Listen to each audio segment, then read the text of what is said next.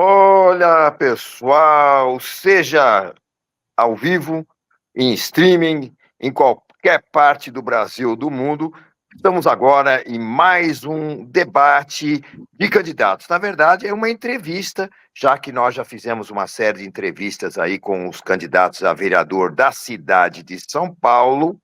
Nós vamos continuar essa série agora com uma pessoa muito conhecida no meio da medicina e também como homem público, ele que já foi até secretário de saúde de Carapicuíba. Mas quem vai falar um pouquinho mais sobre o currículo dele é a quem eu vou me apresentar agora e quero que ele se apresente a vocês. Doutor David Zilgeberg Neto, mais conhecido como Dr. David Neto, jornalista, radialista, médico, enfim. Davi, é um prazer em tê-lo conosco e queremos saber o porquê que você está querendo ser vereador pela cidade de São Paulo e quais são as suas propostas. Bem, em primeiro lugar, eu não preciso dizer, Raul Jafé, meu querido amigo de longa data, parceiro de grandes jornadas no Quebrando a Banca. Depois ele explica para vocês o que é o Quebrando a Banca.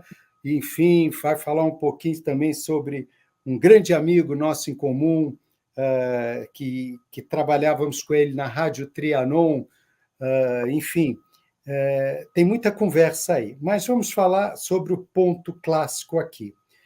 Eu sou médico, muitos anos, cuja especialidade é a clínica geral, fui médico da prefeitura, fui médico do governo, no sentido de trabalhar, tive meu consultório privado, tenho meus consultórios privados, me graduei, me pós-graduei, fiz minha residência em medicina, depois me pós-graduei, o meu mestrado em economia e gestão de saúde, e tive o privilégio de ser o secretário de saúde na cidade de Carapicuíba, aqui do lado, vizinho de São Paulo, da cidade de São Paulo, um município, na época, o terceiro município mais populoso do Brasil, e, ao mesmo tempo que era populoso, ele também era populoso em doenças, em falta de atendimento, etc. E ali eu aprendi a ser um melhor médico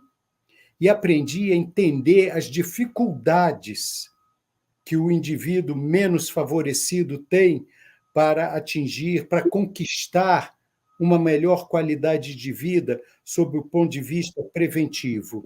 As dificuldades, os gargalos, enfim, tudo que é necessário e que deveria fluir de uma maneira muito melhor, muito mais rápida, muito mais positiva, muito mais, enfim, curativa, tá? Não estava acontecendo naquela época. E eu fui muito feliz nesse sentido, porque eu consegui recuperar o município que estava desabilitado do Sistema Único de Saúde, e aí, por questões outras, eu decidi ir embora do cargo e vim tocar a minha vida.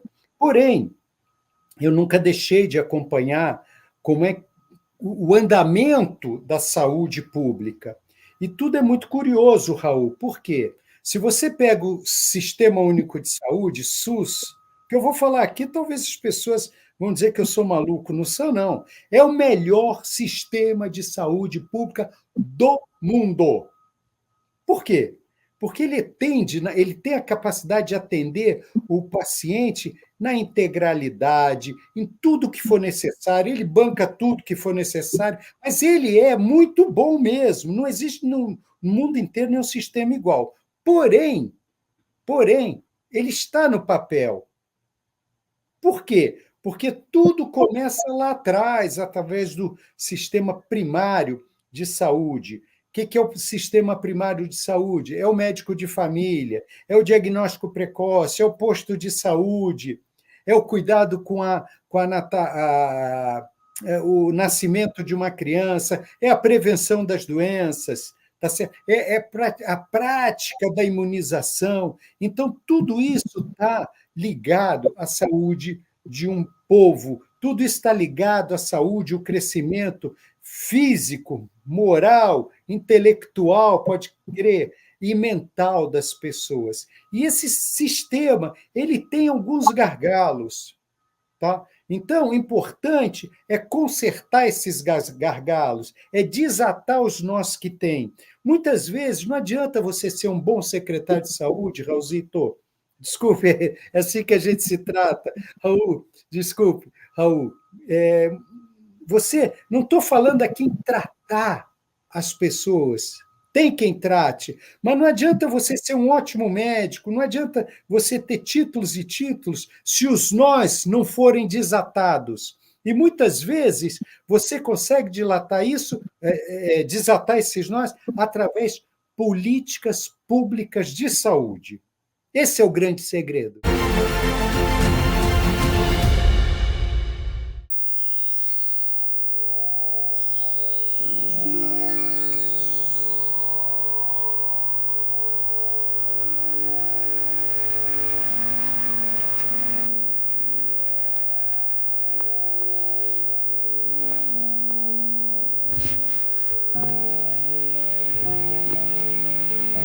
Querido Papai Noel, eu sei que você é muito ocupado nessa época do ano, mas esse ano eu queria pedir algo diferente. Não é pra mim, é pra todo mundo. Eu queria que a nossa cidade estivesse toda enfeitada, que cada esquina contasse uma história de Natal, que as ruas estivessem lindas, que tivesse neve, que todo mundo sentisse a magia e que todas as pessoas tivessem um Natal inesquecível. Filha, vamos, meu amor. Seu pai tá esperando, vem.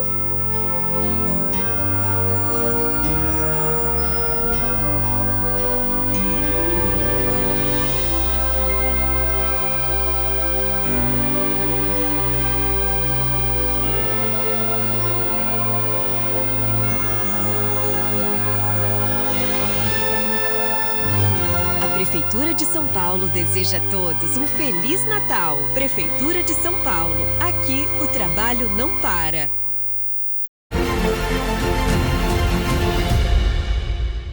Agora, Davi, até para complementar, eu me lembro que na época que nós estávamos no rádio, a gente recebia constantes reclamações, por exemplo, de usuários, né, que precisavam usar seringas, insulina, e não tinha para eles, mas tinha para o pessoal dos os drogados, né, e retiravam as seringas, as agulhas, e faltava para os diabéticos. Aí algum outro ouvinte nosso ligava e falava, poxa, aqui nesse posto não tem, mas se você vier no meu posto, não está faltando. Ou seja, eu acredito que é mais ou menos o que você está falando, é uma questão de gestão. Gestão. Né? Gestão. E também queria que você comentasse também muitos médicos que hoje estão no SUS e que não têm nenhuma qualidade, eles atendem muito mal. Quer dizer, existe o atendimento, a pessoa muitas vezes marca o seu horário e nem precisa talvez esperar muito, mas o atendimento é ruim. Pessoas que frequentam o SUS me dizem que muitas vezes o médico, a médica, nem sequer encostam neles. Né? E já vão dando remédio e tudo, e por isso que tem muita gente que volta, que morre, e tem isso. E como é que pode solucionar esse caso? Então, vamos lá. Raul, você sempre com a sua inteligência marcante. Primeira coisa, vai naquela unidade para buscar o medicamento, remédio popular. Aí chega lá, não tem o medicamento.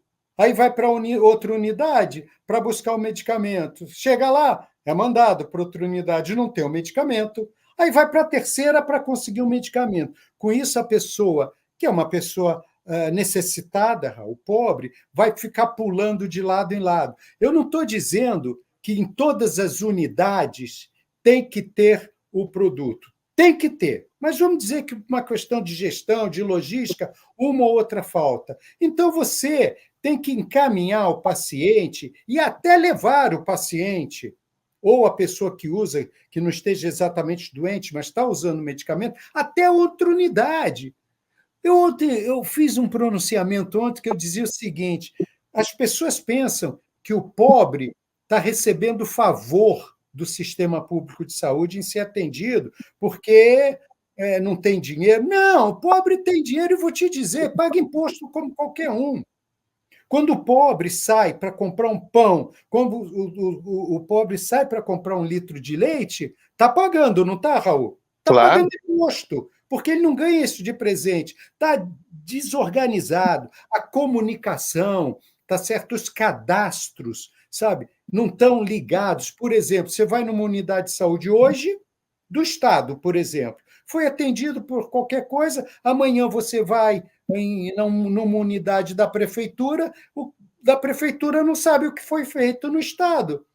Por quê? Porque os sistemas de comunicação Não são se diferentes. conversa. Eles não se conversam, perfeito, Raul. Então, isso está errado, isso faz com que o paciente vai daqui para lá, de lá para cá, e muitas vezes perde dias, perde horas, etc. Então, há que se criar leis, há que se criar políticas públicas de saúde nos vários segmentos, desde a neonatologia, passando até os mais. Eu não gosto da palavra velho, nem idoso. Digamos que aquele Seminovo.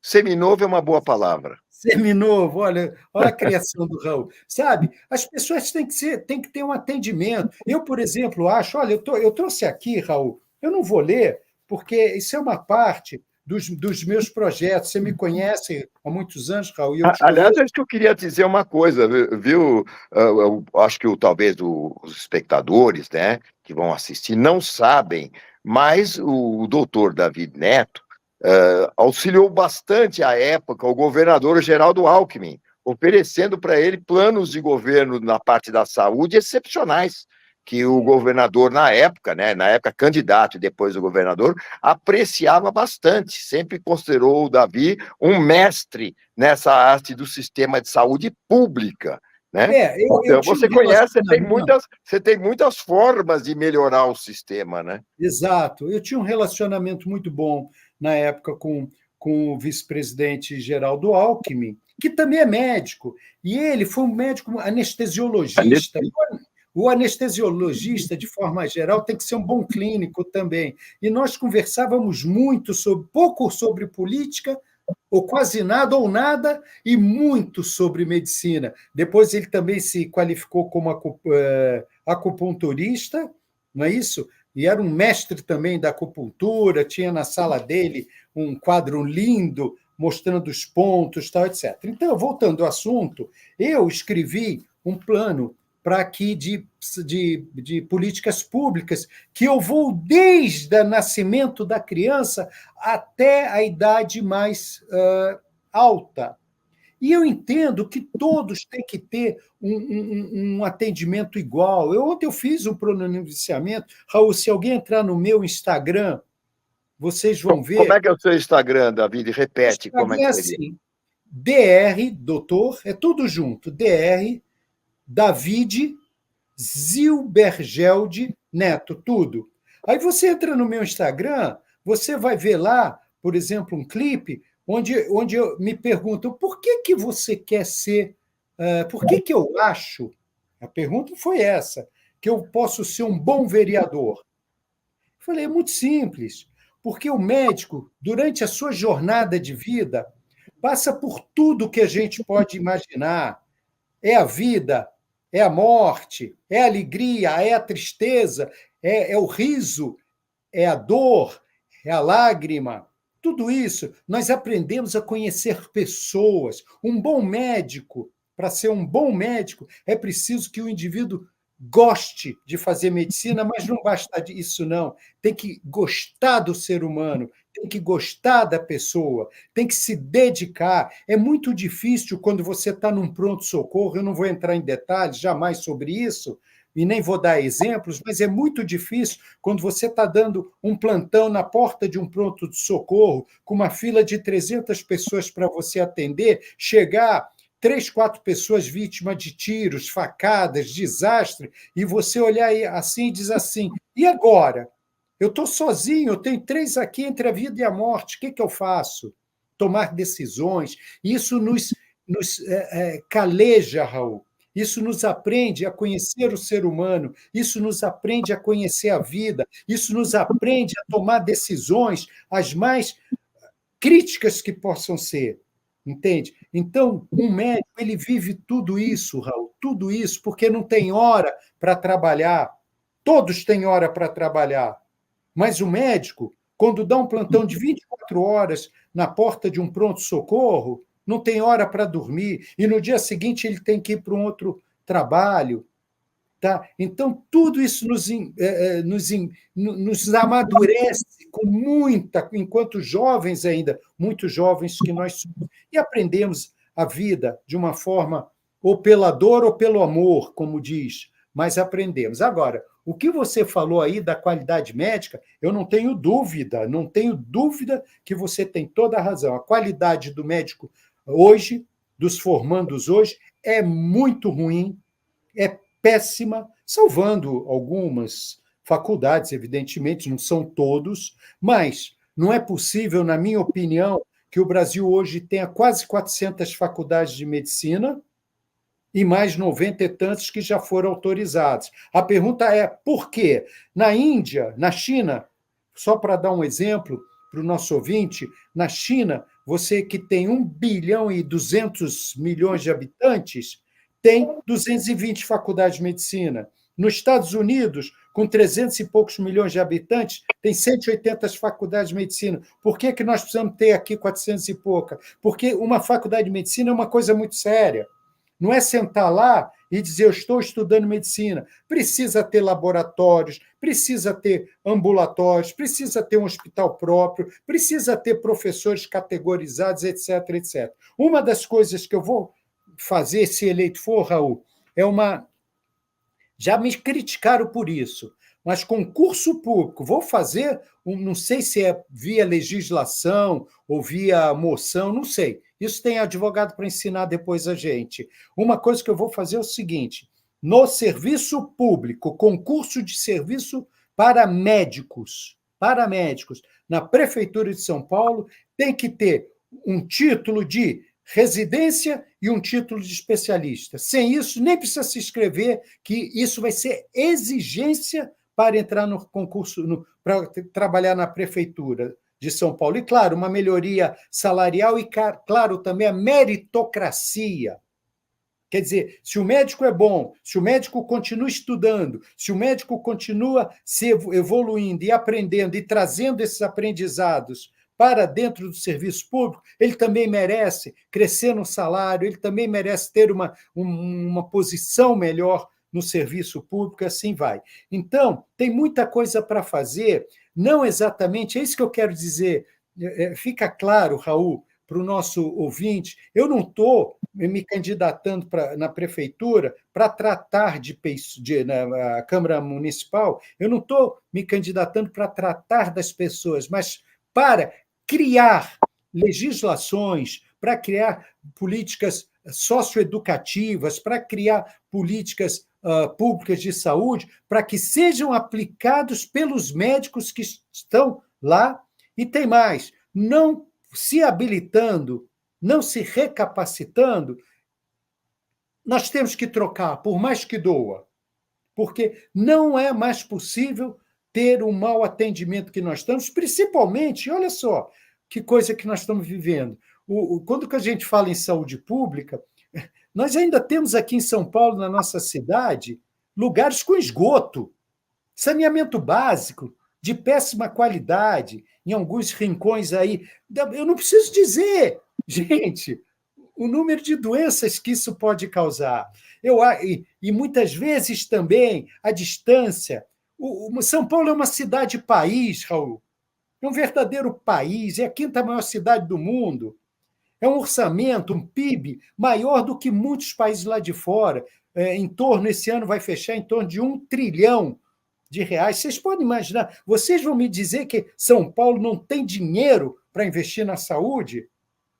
Aliás, Davi, eu queria fazer um adendo, porque eu sei que você, por muito pouco, alguns anos atrás, não foi nomeado, né, ouvidor do município de São Paulo. Foi um cargo que você pleiteou, passou na comissão julgadora, que era uma comissão...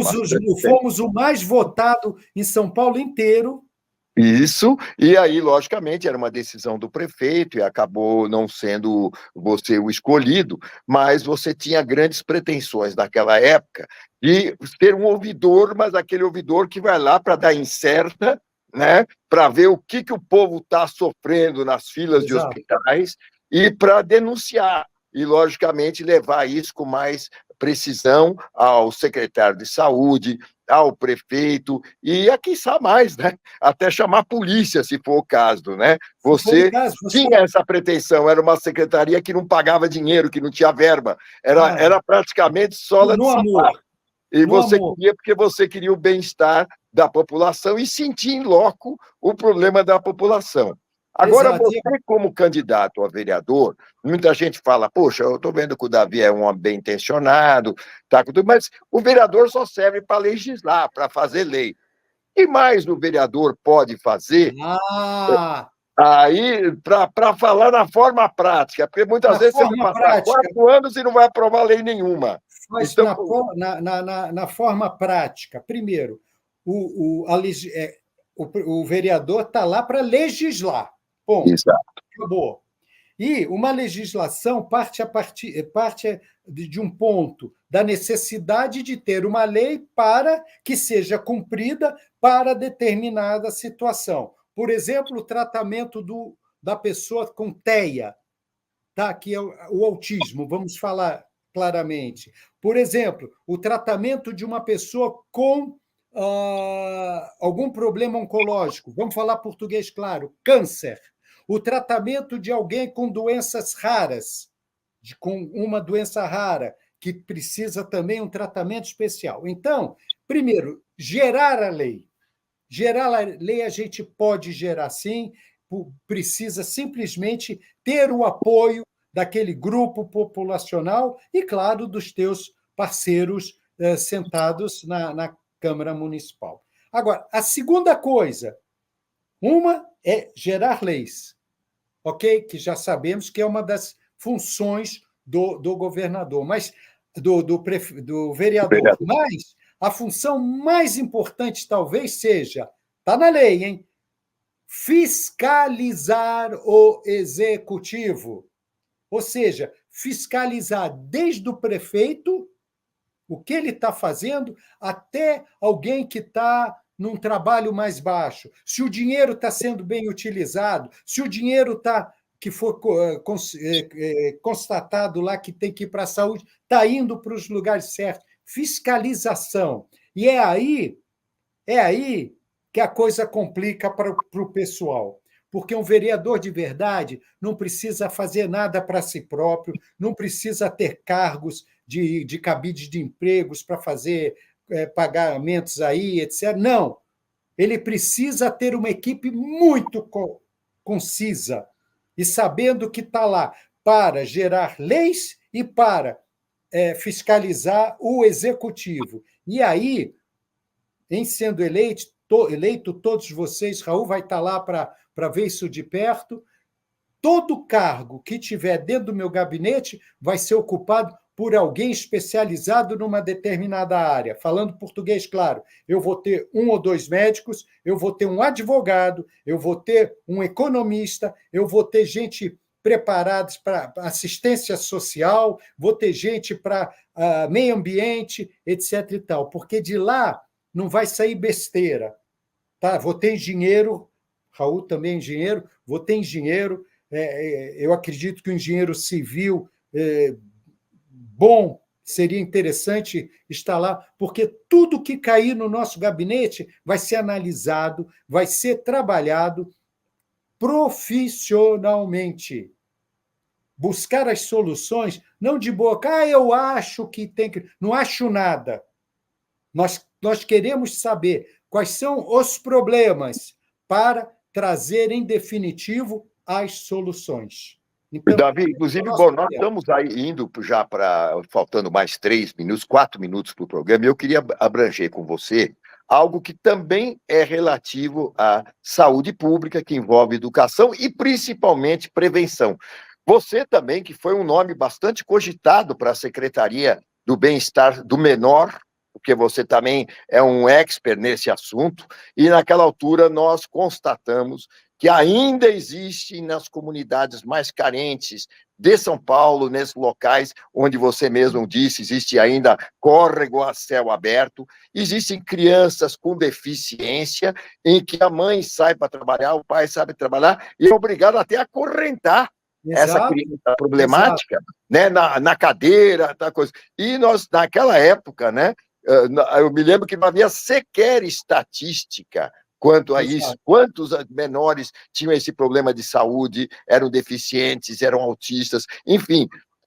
Tem alguma ideia para isso? Como é que nós vamos catalogar tudo isso para poder tratar, prevenir, para desafogar o setor público? A gente tem que pegar o menor. O menor tem que ter casa. Então, tem que tirar o menor da rua e dar uma casa para ele. Ou seja, para o pai e para a mãe que estão nas ruas também, ou morando em lugares muito ruins, tem que tirar o pai, a mãe e as crianças, colocar num ambiente, numa casa decente. A prefeitura tem condições, sim, de gerar trabalho, gerar emprego para essas pessoas, e esta criança ela tem que ter uma escola, educação e saúde, em horário integral, ponto final, porque nós não vamos conseguir fazer nada se ela continuar morando nos mesmos lugares que estão. Raul, através disso a gente pode, e aí eu convido o Raul até para nos ajudar, o nosso querido Siglione para nos ajudar, porque se nós conseguirmos fazer uma bela de uma parceria entre a prefeitura e a iniciativa privada, que vai entrar também nessa história com recursos, tá certo? E certamente a prefeitura, por conta disso, pode diminuir o ISS, reduzir um pouco de impostos dessas empresas que vão nos ajudar, vamos poder tirar essas crianças e dar qualidade para ela, para o pai, para a mãe e para o emprego. É possível fazer. Raul, eu vou dizer para você, está terminando o problema, é possível fazer isto sim. E eu vou te dizer, eu vou fazer, se eu for eleito, se eu tiver o apoio do munícipe, se eu tiver o apoio de pessoas como você, Raul, eu te digo, vou falar outra vez, eu vou fazer, nós vamos fazer. Quando um presidente negro foi eleito nos Estados Unidos, coisa dificílima de acontecer, Raul, tá? O que ele falou lá? I can, eu posso. E mais à frente, ele falou, eu vou fazer. E ele fez. Barack Obama, um dos ídolos meus, pelo menos, não estou falando em política, eu estou falando em coisa séria, estou falando em coisa assim de ter crescido muito, muito, muito, tá certo? E trazido uma qualidade de vida boa para os Estados Unidos e mais, tirando um pouco aquela coisa nojenta que é o racismo. Temos muito para falar, temos muito para falar sobre a saúde da mulher, muito sobre a saúde da criança, do idoso, enfim. Temos muito para falar sobre saúde mental, temos muito para falar da saúde do taxista. Raul, está aqui o meu plano. São várias páginas. Que Deus me abençoe de chegar lá. Olha, Davi, para encerrar o programa, eu queria que, logicamente, é mais um dos candidatos que nós temos trazido aqui, para expor livremente as suas ideias, e, logicamente, o teu partido, qual é o seu partido e qual o seu número? Bom, meu partido é o PL, Partido Liberal, porque eu sou um liberal, eu acredito na livre iniciativa, na livre palavra, no ir e vir, na democracia, etc. E o meu número é 22.218, ou 222-18. Ah, tá aí. Muito obrigado. Então, vamos encerrando mais este programa de apresentação dos diversos candidatos e vamos ver o tempo hábil para que outros candidatos possam vir também ao programa expor livremente as suas ideias. Muito obrigado, ficamos por aqui e voltamos com a próxima matéria em breve. Muito obrigado, um abraço.